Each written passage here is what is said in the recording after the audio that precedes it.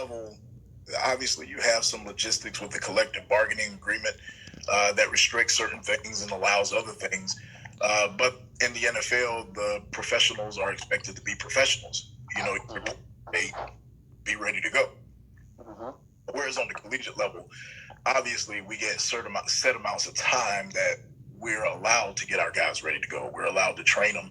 We're allowed to prepare them for the sport. So that's the biggest difference. The NFL, the strength coaches are there. They provide the service. Some players decide to be there. Other players, based on the CBA, don't have to be.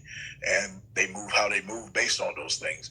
And in the college game, again, at this point in my career, I say we all do very similar things. It's not the what, it's the how. You present your training, how you present your conditioning, your speed work, your plyos, how you present your, power clean technique, how you present these things to your kids and how they buy into it determines what level of strength and conditioning program you have on the collegiate level, in my opinion. Good stuff, Coach. Now, I thought I read something a while back or seen something with you. I think I listened to a podcast. It was about a year ago. You first got hired, trying to learn a little bit about you.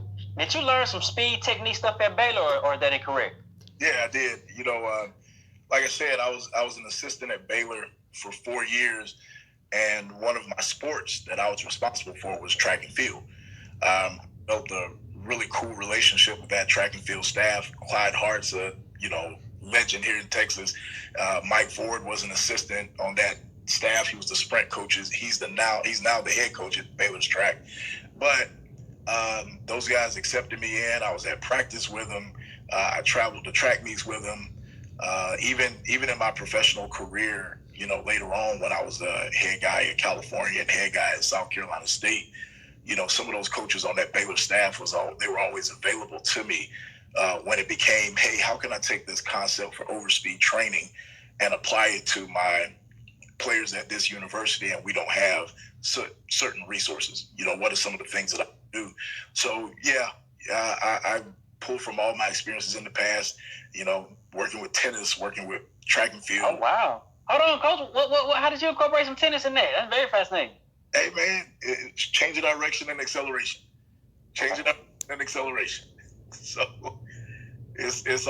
football is one of those sports that no matter what you do in your other sports, it carries over to football. The athleticism and footwork from basketball, rotational power, if we're being specific for tennis, your ability to accelerate, decelerate, and redirect, it happens in tennis every second. So, you look at, you can't really say that because football is football and there's an element of violence, there's an element of commitment.